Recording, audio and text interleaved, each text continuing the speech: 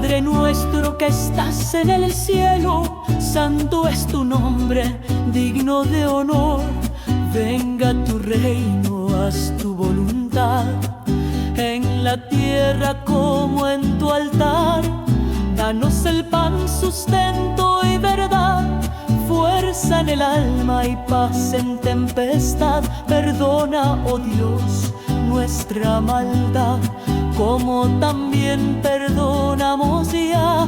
Y cuando caemos en nuestra luz, líbranos siempre del mal y la cruz.